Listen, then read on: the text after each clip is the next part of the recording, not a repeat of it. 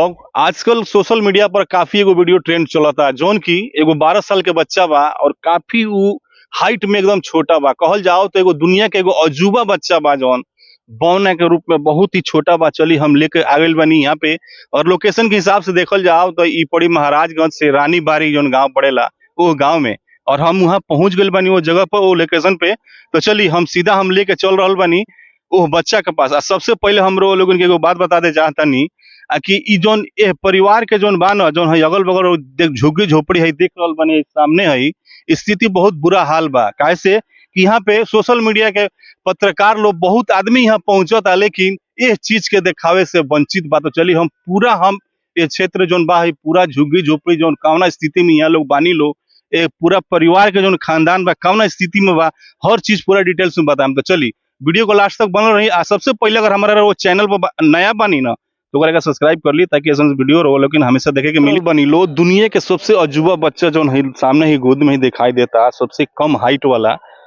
कहल जाओ तो दुनिया में सबसे देखल जाओ सबसे कम हाइट में यह बच्चा। बाबू का नाम है तनी बताइबो, का नाम है, का नाम है? पप्पू। अच्छा रो देख रो देख पापा के चिल्लाता नहीं यहाँ के। पानी पीबो, नाम बता दियो बेटा, नाम बता दियो। तो बोलो बाबू का नाम है? नाम बता दो। का नाम है तनी बोलो तो। पीयूष। पहले नाम बताओ ना। नाम बता दो। पीयूष। पीयूष नाम है। का खाना खा लो? दाल भात खा लो। पापा केने बने? पापा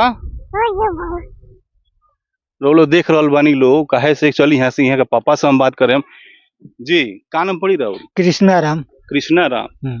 तो कहे का मतलब है कि पहले मतलब जब भैलन जब पैदा ले लेन तो कितना इनकर मतलब हाइट कितना रहे? कितना? एक बीता, मात्र एक बीता के। एक बीता रोलो देख रोल बन लो मात्र एक बीता के ही बच्चा जन बाना जन पैदा ले रहे। कहाँ कोई कोनो डॉक्टर से कहीं देखले रहनी? हाँ छपरा देखल रहे रमाशंकर डॉक्टर से। का कहनी वहाँ के देखनी तो जैसे कि नमूनिया भई रहे जी, बुखार उखार रहे जी। तो वहाँ कहनी का कि ले जा, सब ऊपर वाला का महिमा बा जी ना। हमरा कुछ पैसा का वैसा के फरमाइश कइले जी कि भाई चलिए इसे कहेंगे जी।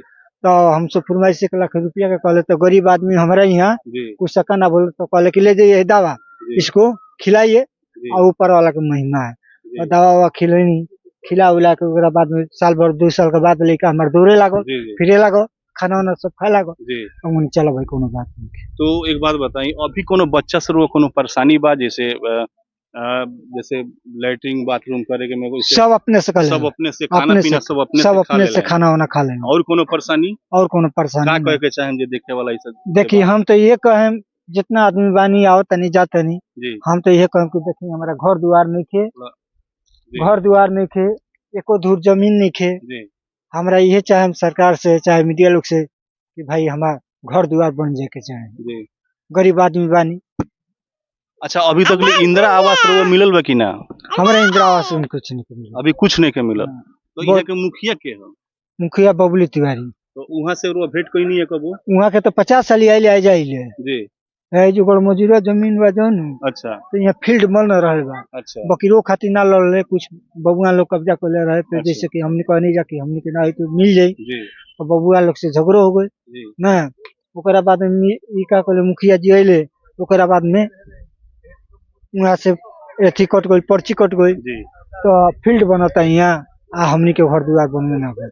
रोवलो देख सकतानी लो परिवार के जोन मुसीबत बा काहे से कि जेकरा घर बा दुआर बा उहो आदमी ये घड़ी परेशान पड़ जाता है काहे से कि बरसात के मौसम में। और हे अवस्था में रोलो देख रहल बनी लोग ये परिवार कैसे गुजर बसर करत होई।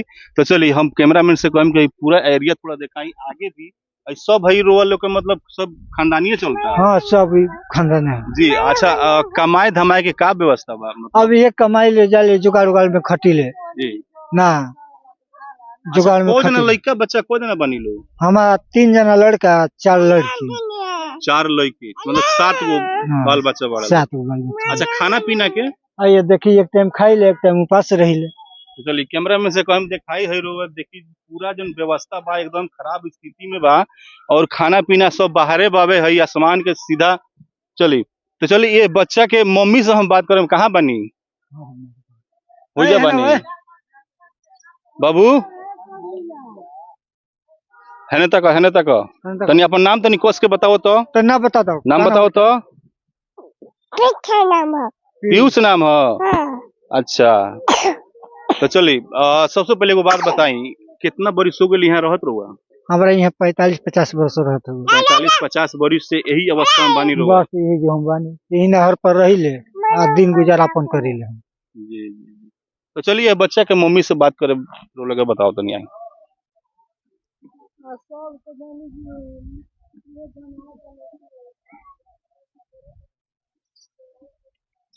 बोलो देख रहा बानी लो इहे महिला बानी जो महिला का ही बच्चा है पीयूष कुमार जो की काफी हाइट में बिल्कुल छोटा बा कितना कितना हाइट हो इनकर हाइट कितना होखी ओकरा हाइट 1 फुट होखी 1 फीट यानी बीता से नापल जाओ तो बीता से नापल जाए तो 2.5 बीता होखी। हाँ कितना बाल बच्चा कितना जाना बड़ा लोग हमारा बेटी बेटा लेके 7 जानी बालो।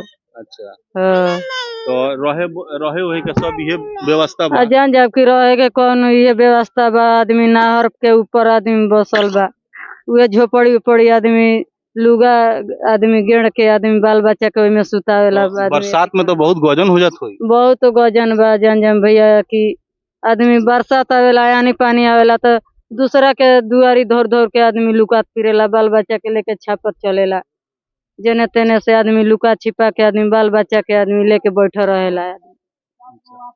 और वो लोग देख रहा बानी लो आज जे भी देखा था दर्शक लोग वीडियो को शेयर जरूर करें काहे से कि ये जो परिवार के जो अगल बगल है वो लोग देख रहा बानी लो बहुत व्यवस्था जो बाना बहुत खराब बा काहे से कि बरसात और ठंडी का मौसम बहुत खराब है गरीब लोगों खातिर गर्मी में तो आदमी जी जला लेकिन बरसात और ठंडी का मौसम ऐसा है ना कि एकदम हालत खराब कर दिला। चली वीडियो को शेयर करत रही और चली बाबू बोलो हेलो बोलो गोड़ दुखाता गोदी में जेबो चलिए रोलो देख रहल बानी लो एकदम जोन बा ना एगो अजूबा बच्चा कहल जाओ अब काफी हाइट में एकदम छोटा बाड़े तो चली सरकारी योजना से वंचित है जोन गरीब परिवार वालों देख रहल बानी लो है झुग्गी झोपड़ी है वही परिवार में से एक आदमी बानी यहाँ से चली हम बात करें कौना मतलब कितना मजबूरी में यहाँ लोग अपन जिंदगी बसर कर रहल बानी लो जी सबसे पहले का नाम पड़ेगा जी हमारा नाम पड़े दूधनाथ राम जी तो